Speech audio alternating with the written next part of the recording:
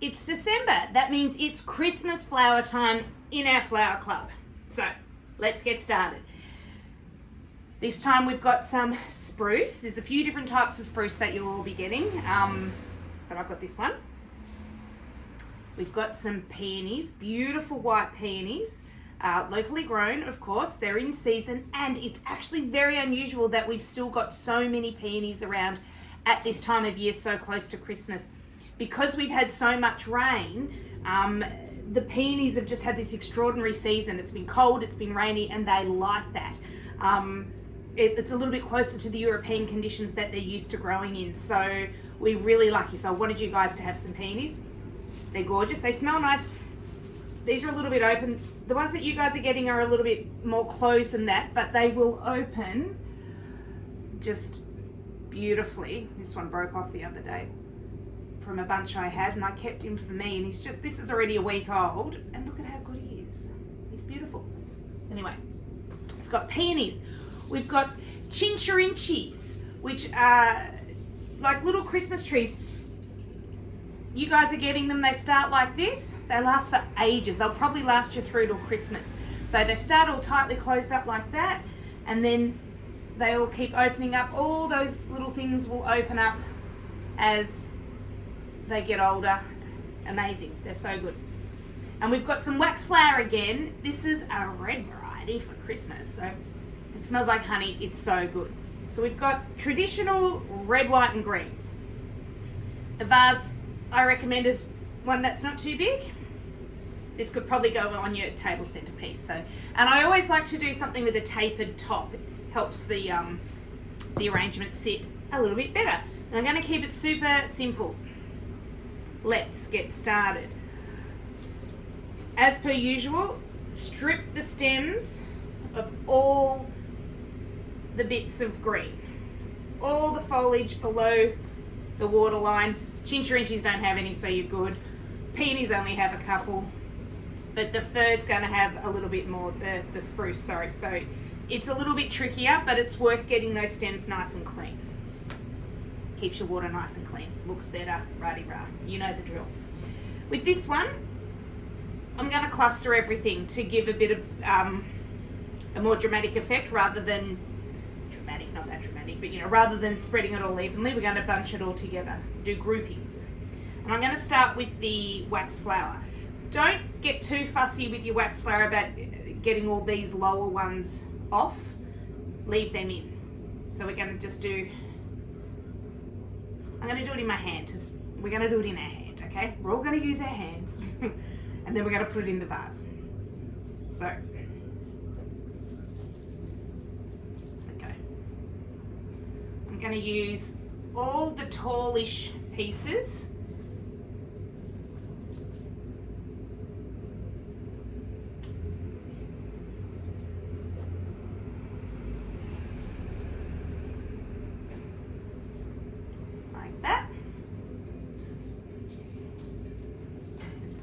Going to leave aside some of the shorter ones. I'm going to use them a bit later, so just a little handful. I obviously prepared mine earlier.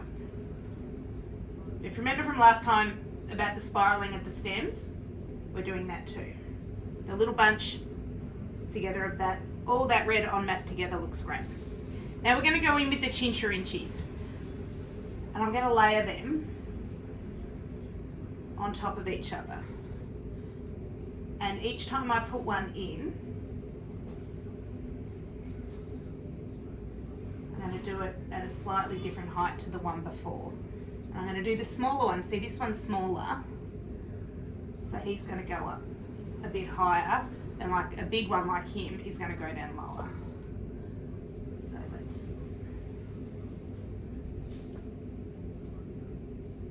we're going to stagger them. And if they've got a curve like mine do here, get them to face inwards. It just gives a bit of a tidier effect. Makes the line of the eye draw inwards and upwards rather than outwards and sideways. I don't know if that makes sense. It does to me.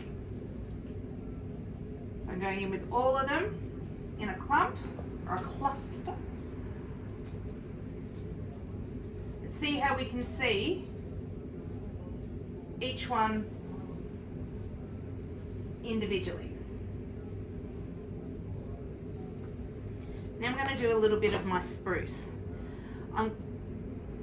Short bits and long bits.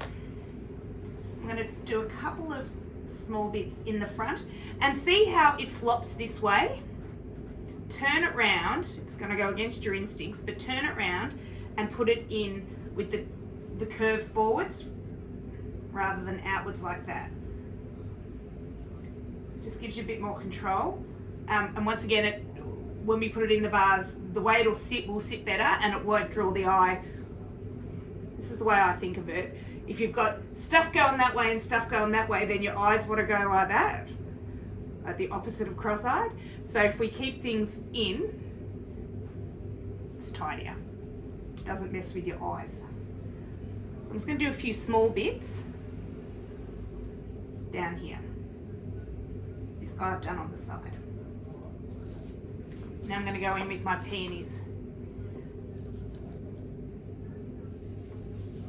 I'm going to put, actually I might thread this girl through the wax and up the top. She's going to sit like that. And I'm going to do a little mass of the peonies on the side. The peonies come with 5 stems in a bunch, so there's only 5, which is sad because 10 would be good. But they're, so expensive. 2.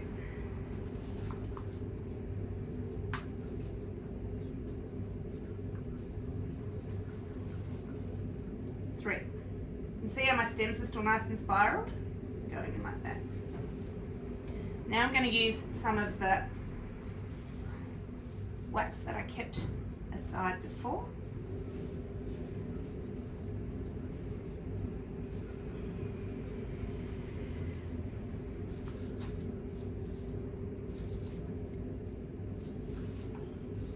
Put in another peony. Put in a little bit more spruce. Oh, last peony there.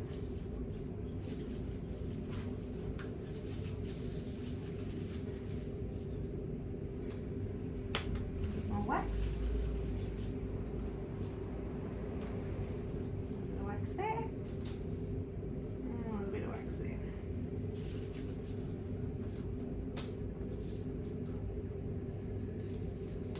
Now I'm going to fill out around this side. Once again, having this face, don't want that one there. This one. The wax face slightly inwards. The wax, the spruce. And you see I haven't turned this one like we did the other one because I don't care about how it looks at the back so much. So we're going to go, once again, it's flopping that way. I'm putting it that way in so that it's hugging the flowers rather than going ew. Same with this one. And this just sort of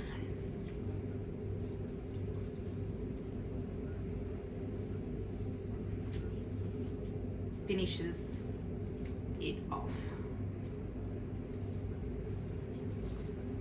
Now the way I've got my camera today, I actually can't see what I'm doing, so I've got no idea.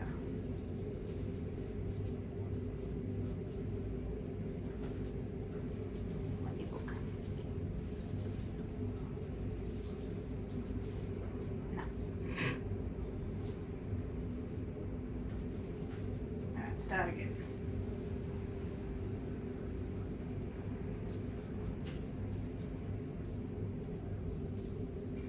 My spruce was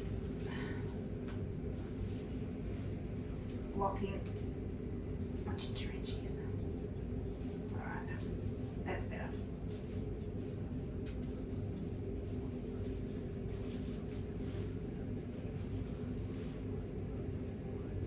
Now,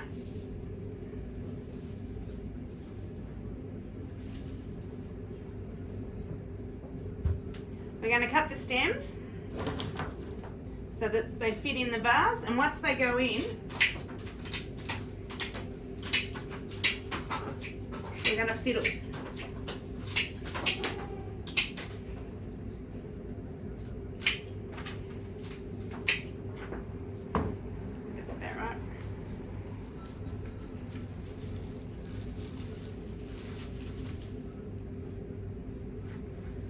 how it looks now.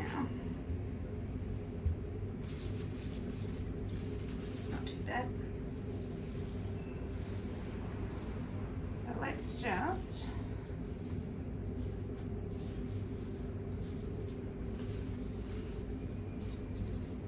spread everything out, twist everything around, give everything its own space. Anything you're not happy with, move it.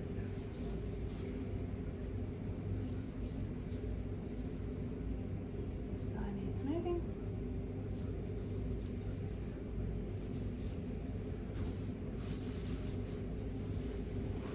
Right.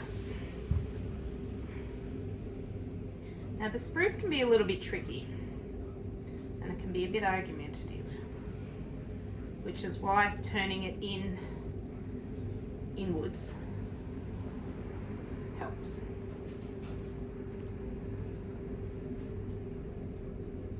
I'm not sure what that looks like from the front now.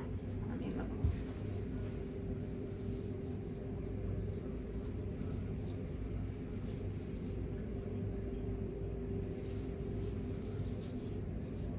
There we are. Super cash. Super Christmassy. It's actually quite messy. I'm sure you guys will do a much better job.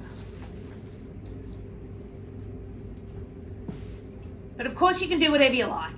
You can put everything in separate vases. You can just have a little bunch of the chincherinches, your peonies in another vase, your wax in another, your spruce in another. You can do whatever you like. This is just one suggestion. Change your water every 2 days. Retrim the stems if you can. That helps with their vase life. The chincherinches can, even though they're really long lasting, their stems can get slimy. So if you notice that they've yellowed off, and actually the chincherinches I'm using are old, and yeah, so they have turned a bit. You can see how their stems have gone a bit yellow and yucky. I was just reusing. But yeah, clean them off, give them a good trim, fresh water, all the usual tricks. And that's it. I've actually made a bit of a dog's breakfast of this one. I'm sure you guys are going to do so much better than me. As I said, I'm not facing my camera, so I can't actually see what I'm doing. Just an issue I'm having with my phone. But anyways, there you have it. That's what we've got this month. So make sure you send me through your photos and have fun. Merry Christmas, everyone. I'll catch you in March. Okay, bye.